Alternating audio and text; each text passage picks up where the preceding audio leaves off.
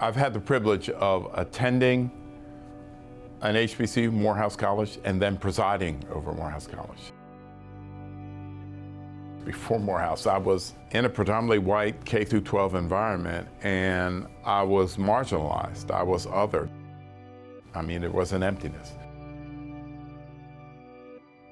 At Morehouse, I went from object to subject. Morehouse was the most psychologically wholesome 4-year period of my life when I was not the other for the first time since like 3rd grade. That's what made it powerful. I've had the privilege of working on an HBCU campus as a former president and CEO of the Thurgood Marshall College Fund. I was talking to a young lady who went to an HBCU, and she said that she enrolled there because she wanted to be in a space where she could look around and everybody would look like her, but they're not like her. There's this confidence that you see that you don't normally see if you're in a world that may not have a lot of people that look like you. It's something I cannot explain other than you have to feel it when you walk on an HBCU campus, and that's what the students express. Being able to be surrounded by that type of energy, but also that being Black energy is awesome. HBCUs is just an amazing opportunity for Black people to just flourish and be their authentic selves.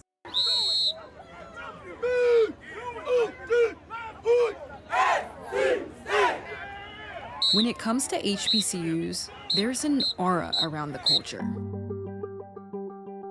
Epic homecomings, campus life, Black Greek culture, and of course, the bands. But the power of HBCUs goes beyond that, providing so much more to those who experience it. There is a kind of brotherhood and sisterhood that people who attend HBCUs have. There is a sense that there's a different way in which we are being developed in these places. My parents definitely instilled in me from an early age that HBCUs would really build me up to be a great woman, a great leader, and also a great member in my community. And I definitely am experiencing that now. I think it's a love that, you know, most HBCU students can understand. Like, we build up each other. No matter what university you're from, HBCU students are always going to give love to one another because that's what keeps us afloat. HBCUs, there were once more than 300 of them. And they came into existence right after emancipation. These institutions came into existence in response to the tremendous hunger that newly freed Americans, African Americans, had for education. Since their inception in that early period where the main task was to conquer illiteracy, they went from, let's say, north of 300 institutions, and then they began to dwindle down so that the numbers were like 120, 130 some by the 1920s. HBCUs that once enrolled 99% of the African Americans in higher education are now enrolling somewhere in between 8 and 9% of the African Americans in higher education. So whereas they were once the primary drivers of African Americans being educated, they are now a much smaller player. They have a much smaller slice of the African American student pie. In 2022, there are less than 110 HBCUs left in America. You might be asking, why? It's a complicated issue that these institutions continue to grapple with, but a simple answer is this: money and resources. And it's a historical challenge that's plagued HBCUs since their inception. So you have tiers of education, and HBCUs for many, many years at the beginning were just not resourced enough to be as competitive, but we were competitive. HBCUs have been, I think, by far the most resilient institutions of higher education in the country. They have fought against the greatest odds because the gap between the most competitive, predominantly white institutions and HBCUs is intolerably wide, and America's not well served by that gap and other race-driven gaps. During the Obama administration, Dr. John Wilson was part of the White House's initiative to strengthen HBCUs. He says two major factors are responsible for the resource gap between HBCUs and PWIs, aka predominantly white institutions: fundraising and endowment. In recent years, HBCUs, on average, they've raised between $3 and $4 million each per year. A number of the Ivy League institutions raise somewhere in between $3 and $4 million per day all year. Another angle on the gap is to understand endowments. Endowment for an institution is like a trust fund for an individual. It can really determine the quality of your life. And we don't have any trust fund institutions in the HBCU world. To put that in perspective, in 2021, the total endowment for all HBCUs was under $4 billion. Meanwhile, Harvard's endowment alone was 10 times that. And recognizing that and looking at the fact that these institutions have been under-resourced, people have started saying, what can we do to put a spotlight to support these institutions? In 2020, many of these institutions found themselves in the spotlight following the deaths of George Floyd, Breonna Taylor, and Black Lives Matter protests across the nation. HBCUs were now getting attention and financial support from people around the country, perhaps the most generous of which was Mackenzie Scott, the former wife of Amazon founder Jeff Bezos. 23 of our institutions received close to over $500 million of unrestricted dollars, and it just shook up the whole philanthropic giving world. It changed the game.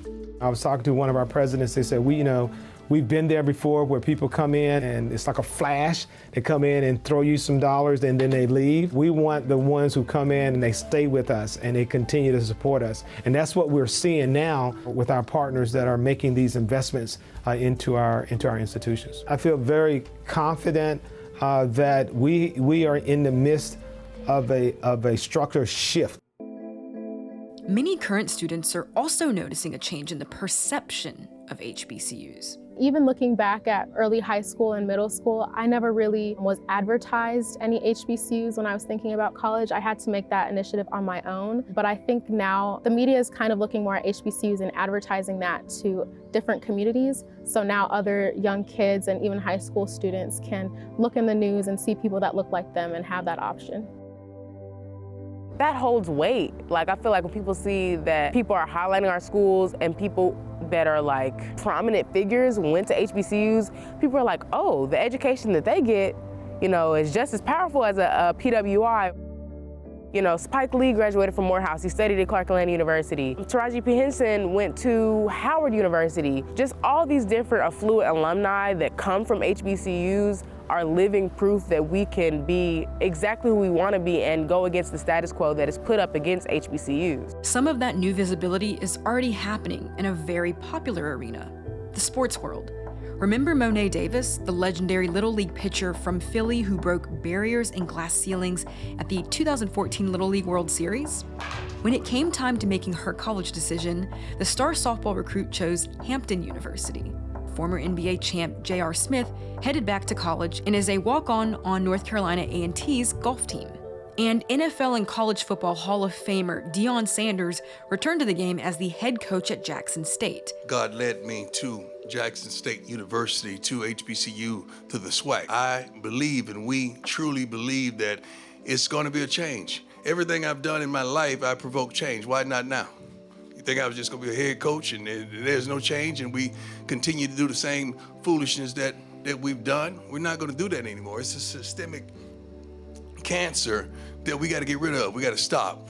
We got to stop. We got to change every darn thing that we can possibly do. This is a new generation. This is a new thing. There have been research studies that have shown that when an institution, you take one example, when an institution makes a Final Four in NCAA basketball, their applications spike. That's driven by one thing, and that's visibility.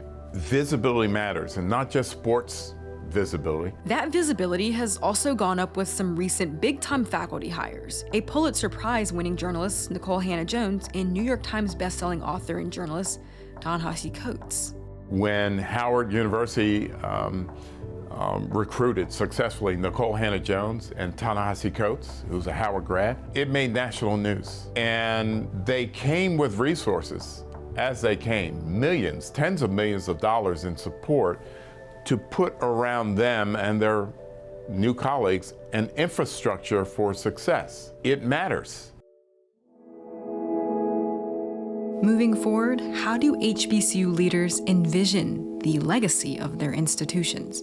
There's a rebirth of energy that is happening, and the evidence is based on the level of interest coming when students apply to go to college. They're seeing this explosion of interest from students, from Black students wanting to look at an HBCU and attending an HBCU.